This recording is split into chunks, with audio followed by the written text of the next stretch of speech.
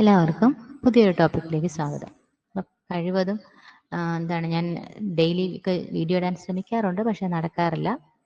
അപ്പം എന്നാലും സമയം കിട്ടുമ്പോഴൊക്കെ ചെയ്യാമെന്ന് വിചാരിക്കുന്നു. പിന്നെ കണ്ടന്റ് ഒക്കെ വരണമല്ലോ. അപ്പോൾ ഇന്നും വീണ്ടും ജെനുവിനായിട്ട് നടന്നൊരു സംഭവം പറയാം.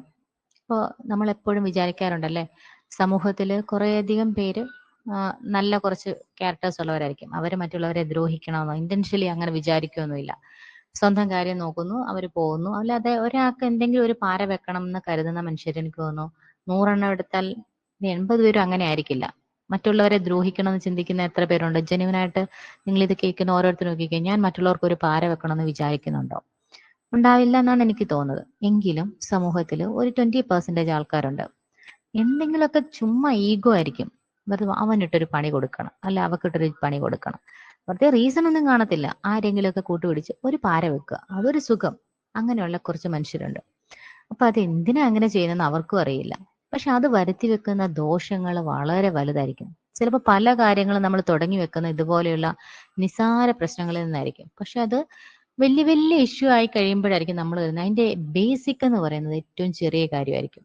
അങ്ങനെ എനിക്കറിയാവുന്ന ഒരു പ്രശ്നം കഴിഞ്ഞ ദിവസം നടന്നു. അപ്പൊ ഒരാള് ഒരു സ്ഥലത്ത് ജോലിക്ക് പോവാണ്. ജോലിക്ക് പോയ സമയത്ത് അവരെ എപ്പോഴും നമ്മളൊരു പുതിയ സ്ഥലത്ത് പുതിയൊരു അറ്റ്മോസ്ഫിയറിലേക്ക് ജോലിക്ക് പോകുമ്പോൾ അവിടെ ആരും നമ്മളെ അക്സെപ്റ്റ് ചെയ്യില്ല.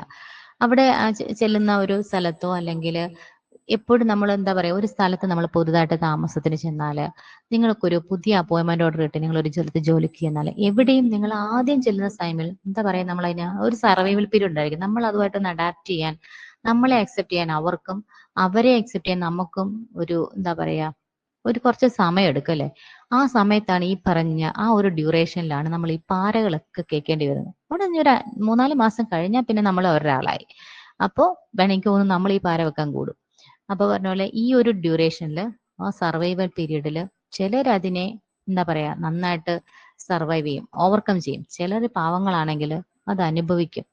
അപ്പൊ എനിക്ക് തോന്നിയത്, എന്തിനാണ് ഇങ്ങനെ മറ്റുള്ളവരെ ദ്രോഹിക്കുന്നതെന്ന് എനിക്ക് മനസ്സിലാവുന്നില്ല. അപ്പൊ ഈ പറഞ്ഞ പോലെ ഒരു കുട്ടി ഇതുപോലെ പുതിയൊരു അറ്റ്മോസ്ഫിയറിൽ ചെന്നു. അപ്പൊ അതിന് വെറുതെ ഒരു ഇഷ്യൂ ക്രിയേറ്റ് ചെയ്തു. അപ്പൊ ഒരു പ്രശ്നം ഉണ്ടാക്കി. അപ്പൊ എന്താ ഇഷ്യൂ എന്നൊന്നും ഞാൻ പറയുന്നില്ല, പേഴ്സണൽ ആയതുകൊണ്ട് പറയുന്നില്ല.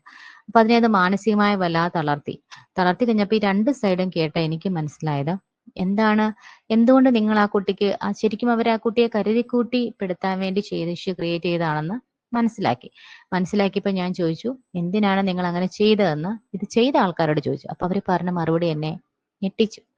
അത് ഞങ്ങള് നടന്നു പോയപ്പോൾ ആ കുട്ടി പുച്ഛത്തോടെ ചിരിച്ചു. ഞാൻ ഓർത്ത്, ഈശ്വര, ഈ പുച്ഛത്തിനൊക്കെ ഇത്രയും വലിയ പണിഷ്മെന്റ് ഒക്കെ കൊടുക്കാനുള്ളതുണ്ടോന്ന്. അപ്പൊ ഇത് ഞാൻ മറ്റേ കുട്ടിയോട് ചോദിച്ചു, താൻ പുച്ഛത്തോടെ ചിരിച്ചെന്നാണല്ലോ അവര് പറയുന്നത്. അപ്പം ആ കൊച്ചു പറഞ്ഞത്, ഞാൻ അങ്ങനെ ഒരു അവരെയൊക്കെ കണ്ടതായിട്ടോ അങ്ങനെ ചിരിച്ചതായിട്ടോ ഓർക്കുന്ന പോലും ഇല്ല. ചിലപ്പോൾ ഞാൻ എൻ്റെ ഫ്രണ്ട്സിനോട് നടന്നു പോയപ്പോൾ ചിരിച്ചിട്ടുണ്ടാവും. അതാ, പക്ഷെ അവരെ നോക്കിയിട്ടോ അവരെ പുച്ഛത്തിൽ ചിരിച്ചോ അല്ല, ഞങ്ങളുടെ തമാശയില് അല്ലെങ്കിൽ ജോക്കില് പറഞ്ഞ് ചിരിച്ചതാണ്. ഇവരെ ഒന്നും ശ്രദ്ധിച്ചിട്ട് പോലുമില്ല. പക്ഷേ ഈ ഒരു പുച്ഛച്ചിരിയുടെ പേരിൽ ആ കുട്ടിക്ക് ഒരുപാട് മാനസിക ബുദ്ധിമുട്ടുകൾ ഇവർ സൃഷ്ടിച്ചു.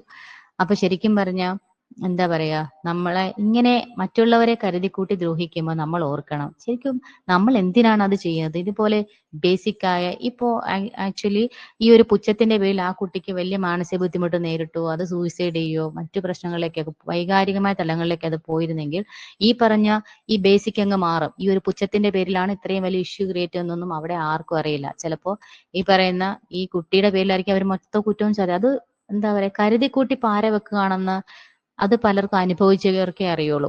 നമ്മൾ ഒരു തെറ്റും ചെയ്തിട്ടില്ലാത്ത, നമ്മൾ ഒരു തെറ്റും ചെയ്യാതെ മറ്റു പലരും നമ്മുടെ പേരിൽ കെട്ടിവെക്കുന്ന അനുഭവം, അത് ഒരു തെറ്റും ചെയ്യാതെ നിങ്ങളൊരു കുറ്റവാളിയായിട്ട് എപ്പോഴെങ്കിലും നിന്നിട്ടുള്ളവർക്ക് അത് മനസ്സിലാവും.